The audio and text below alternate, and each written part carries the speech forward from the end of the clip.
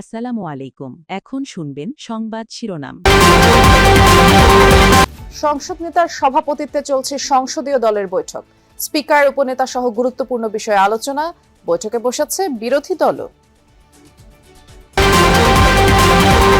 ঢালাও সমর্থন আর বিরোধিতার বৃত্ত থেকে বেরোনোর পরামর্শ বিশ্লেষকদের। প্রথম অধিবেশনেই ঠিক হচ্ছে সংস্কার প্রস্তাবের ভবিষ্যৎ।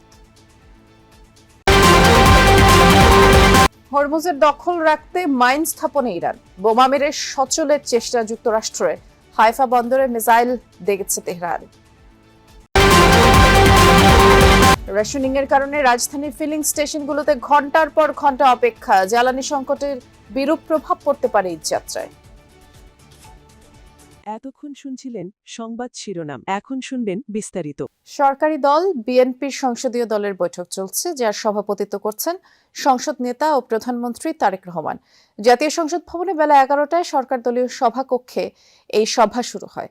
সভায় আগামীকাল শুরু হতে যাওয়া সংসদ অধিবেশন নিয়ে আলোচনা হবে, আর সেই সাথে প্রথম অধিবেশনের সভাপতি, স্পিকার নির্ধারণ নিয়েও সংসদ নেতা আলোচনা করবেন সংসদ সদস্যদের সাথে।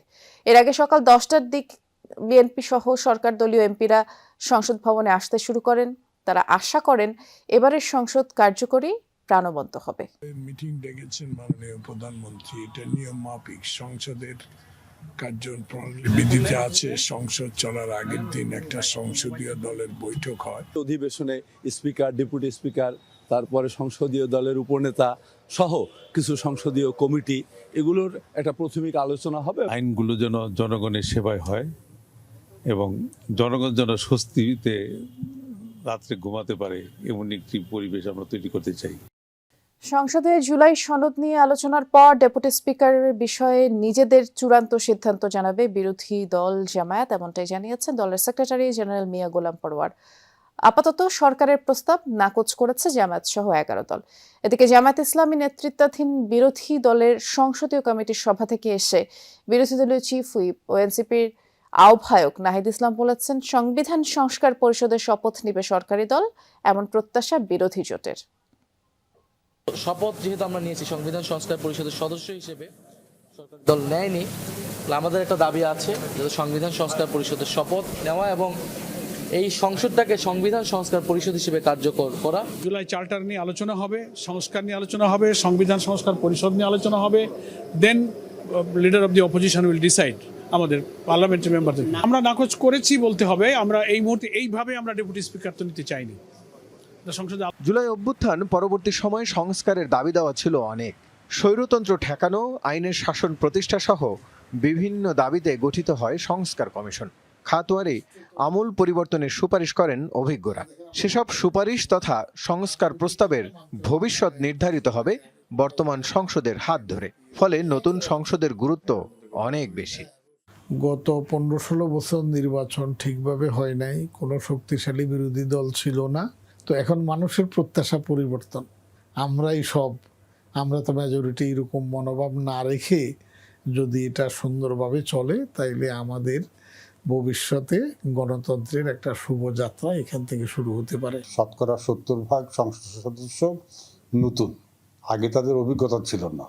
আর তার উপরে ওইরকম প্রায় 70% হলো ব্যবসায়ী। সরকার যা কিছু করে সব কিছু অতি ভালো, অতি ভালো, অতি ভালো। আর বিরোধীরা অতি খারাপ, অতি খারাপ। এর বাইরে কিন্তু কোনো বিশ্লেষণ, কেন ভালো কেন খারাপ, ওই আলোচনাগুলি হতো না। তো আশা করছি ওই দিক দিয়ে এই সংসদ ভিন্নতর হবে। প্রায় 9 মাস আলোচনা করে জুলাই সনদ প্রণয়ন করেছেন রাজনৈতিক দলের নেতারা। হ্যাঁ ভোটের সংখ্যাগরিষ্ঠতায় যেখানে সমর্থন আছে জনগণের। ফলে জুলাই সনদের চূড়ান্ত কাঠামো পেতে সংসদ সদস্যদের অনুমোদন লাগবে। বিশ্লেষকরা বলছেন, অভ্যুত্থানের পর সাংবিধানিক নিয়ম মেনে সরকার পরিবর্তন ও পরিচালিত হয়েছে। তাই সংস্কারের স্থায়ী রূপ দিতে হলে সাংবিধানিক ধারাবাহিকতা অক্ষুণ্ণ রাখতে হবে। সুপারিশগুলি তো অন্তর্বর্তীকালীন সরকার বাস্তবায়ন করে নাই বললেই চলে, তাই তো? তখন এই সরকার ওইটা কতটা বাস্তবায়ন করবে সেই ব্যাপারে আমার সন্দেহ আছে। আর তার থেকেও বড় কথা হলো, জুলাই সনদে অনেকগুলি ধারা বা বিধান করা হয়েছে যেটা আমাদের সংবিধানের সম্পূর্ণ পরিপন্থী। এখন সংবিধান পরিপন্থী কোনো সংশোধন তো সংসদ পাশ করতে পারে না। পাশ করলে এটা কোর্টে চ্যালেঞ্জ হবে, বাতিল হবে। লাগাতার 12তম দিনের মতো ইরান জুড়ে হামলা অব্যাহত রেখেছে যুক্তরাষ্ট্র ও ইসরায়েল। এবার হরমুজ প্রণালীর বিভিন্ন স্থানে ইরানি নৌযান লক্ষ্য করে ব্যাপক বোমা বর্ষণ করেছে ওয়াশিংটন। অঞ্চলটিতে 16টি মাইন বিছানোর জাহাজ ধ্বংসের দাবি করেছে মার্কিন সেন্ট্রাল কমান্ড। একাধিক ক্ষেপণাস্ত্র উৎক্ষেপণ সাইটে বোমারু বিমান দিয়ে বাংকার বিধ্বংসী বোমা ফেলা হয়েছে এবং রাতভর রাজধানী তেহরানে বিমান হামলা চলেছে। এদিকে পশ্চিম ইরানে বিভিন্ন সামরিক স্থাপনায় হামলার ফুটেজ প্রকাশ করেছে ইসরায়েলি প্রতিরক্ষা বিভাগ IDF। তেহরান ও তাবরিজে কমান্ড সেন্টার ধ্বংসের দাবি করেছে তারা। হামলার খবর পাওয়া গেছে কেরমান শহরের একটি এয়ারপোর্টে। যুদ্ধ শুরুর পর ইরানে 10,000-এর বেশি বেসামরিক স্থাপনায় হামলা চালিয়েছে যুক্তরাষ্ট্র, ইসরায়েল। 1300-এর বেশি মানুষের প্রাণ গেছে। আবারও ইরানের হামলার টার্গেট হয়েছে ইসরায়েলের হাইফা বন্দর। অঞ্চলটির তেল ও গ্যাস শোধনাগার ও জ্বালানি ট্যাঙ্ক লক্ষ্য করে মুহুর্মুহু মিসাইল ছুড়েছে তেহরান। আক্রান্ত হয়েছে তেল আবিব, জেরুজালেম সহ আরো কয়েকটি শহর। কুয়েতে মার্কিন ঘাঁটি ক্যাম্প রিফজানে হামলার দাবি করেছে তেহরান। ড্রোন ও মিসাইল ছুঁড়েছে বাহরাইন, সৌদি আরবের তেল ক্ষেত্রে।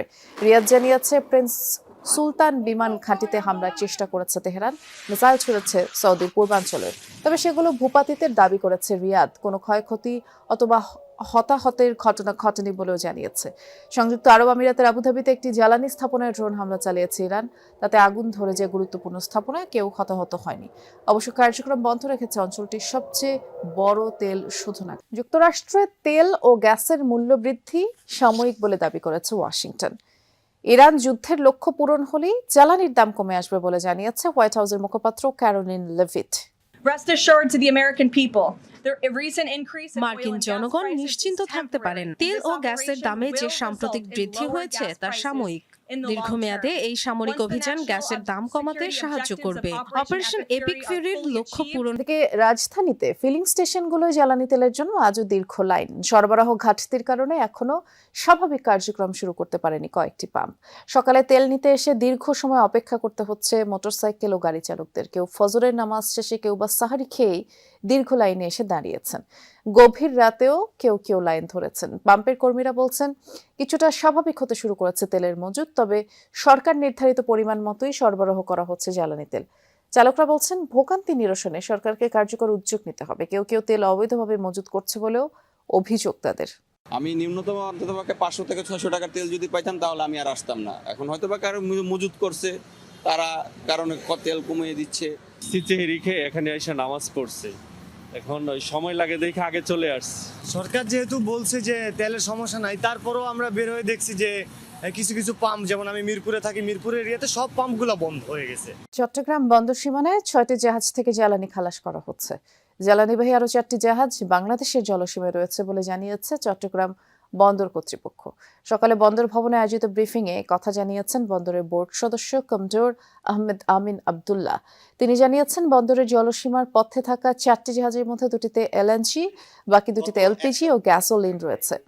এছাড়াও ব্রিফিংয়ে জানানো হয় জ্বালানি সরবরাহ গতিশীল করতে সমন্বিতভাবে কাজ করছে বন্দর কর্তৃপক্ষ। বহির্নোঙরে থাকা জ্বালানিবাহী জাহাজগুলো নিরাপদ